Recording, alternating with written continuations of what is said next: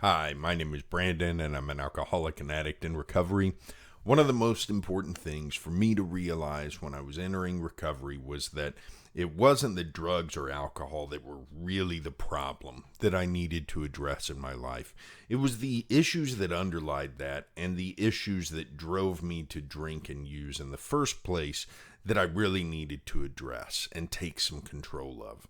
And in Recovery 2.0 by Tommy Rosen, he talks about this as the ism. And this is a term that's used in recovery circles sometimes. I'll let him explain it because he does a great job. In recovery circles, people often use the suffix of the word alcoholism, the ism, to describe the irritability and discomfort that plague most addicts. He's got the ism, one might say, about a person who is struggling with the underlying condition of restlessness. This feeling compels a person to reach for something to feel better. Even if you know you have a problem and want to stop, this sense of dis-ease is incredibly difficult to sit through. If you do not have help to get out of it, you will reach for whatever is around you to shift this dreadful feeling. The feeling that he's talking about, the feeling of discomfort, of irritability, of discontent in life, for those of us who have dealt with that feeling in our addictions, we know that it is something so powerful that if you sit with it long enough and can't get it to go away, it becomes incredibly difficult to imagine doing just continuing to sit with it. You become incredibly compelled to do something, anything to get rid of it. And as people in addiction, we know that an easy way to do that is to reach for alcohol and drugs. This is one of the reasons why it's so difficult to quit just with sheer willpower, to get sober with just sheer willpower, because you're not addressing by just saying, I'm going to stop and I'm never going to use again. You're not addressing the underlying issues that are compelling you to use in the first place. Sure, we all begin using alcohol and drugs because they make us feel good. But then once we become addicted, once we enter into our addictive behavior, we have to look at, well, why did we really become so attracted to the idea of feeling good in the first place?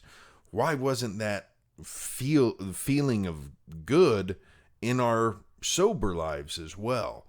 And that's what I had to do in my recovery, is look at, well, when I felt good while I was drinking, for example, why couldn't I feel those same feelings when I was sober? And my program of recovery, which included therapy, which included a stay in treatment, and follow-up treatment. I had 3 months of some kind of treatment, and then continued that work in the program of AA, with meetings, working with other people. All of these things combined to help me address not how to keep my hands off of a bottle, but how to help what was going on in my soul, in my mind, and whatever you want to call it, that compelled me to pick up that bottle in the first place. So I want to read another paragraph where he talks about this a little bit further and talks about how he recognizes that the issues that drove him into addiction and that kept him there were issues that existed long before that. Long before drugs and alcohol entered the picture, I already had a sense of insecurity and discontent. These feelings are hard to pin down in the moment. Something feels wrong, but you can't point to anything in particular that, if it were fixed, would make you feel better. It's like you have a nagging feeling that you forgot something important and it's bothering you. A friend might console you and ask, "What's the matter?" You'll say, "There's really no problem. Everything's okay." But you know that there is something wrong, and it grows in importance with each passing second. It's a kind of madness. It's the ism. I really can identify with this. I felt so many times in my life, both before I started using and during my addiction, that feeling that something's wrong and I don't know what it is and I don't know why it's bothering me and I just don't want to feel like this anymore, and I'm going to go ahead and reach for something that can make it stop. And that something was typically alcohol, drugs, and in my youth, it was things like video games, television, um, sugary foods. I looking back, I can see that there were addictive behaviors cropping up even before I got involved with alcohol and drugs. So I think a lot of us can identify with that. We have this feeling that something's wrong. We don't quite fit in. We're not quite happy. For whatever reason, we just don't feel comfortable in life. And for me, it took working a program with Alcoholics Anonymous to start to address those issues that had really been boiling in my life since I was a child.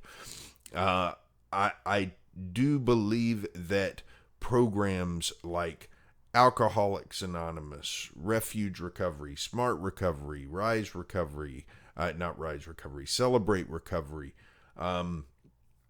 There was one I heard about this week in Tempest Recovery is a newer program that people are liking. TLC Recovery. There's all these different programs available for people to explore to see what fits you. And that's the important thing. Find a program that helps you, but that addresses not just how am I going to deal with alcohol and drugs, but how am I going to deal with the feelings that prompted me to use alcohol and drugs in the first place? Because that's where I found progress. And that's where I continue to find progress in sobriety and recovery. My program is one that continues to grow day by day. I feel like just this morning I had a couple of things happen that were very good reminders that I got a long way to go in addressing some of the issues in the way that I interact with the world that I'd like to address. I got grumpy about some things. I got judgmental about some things that I really would like to not do that. I'd like to be more focused on being compassionate and helpful towards people. So immediately this morning had an opportunity to look at some behavior, some thoughts, and say, all right, these are things that I can work on. What do I need to address? How am I going to do it? And that's how a program of recovery should work. And by working on those kinds of things as they crop up, then we start to remove this ism, this feeling of discontent, irritability. We start to remove that. We become more comfortable in life, and the need for alcohol and drugs is removed. It's lifted. And I don't think about using that often. It doesn't come up for me. You know, something that in the beginning of my recovery was a day-to-day type of thing doesn't come up that often. And that's a great feeling because it allows me space to live, and it allows me space to improve, and it gives me the opportunity to actually enjoy life in a way that I have had a hard time enjoying it since even before I started using. That's it for today. I'll be back tomorrow with more.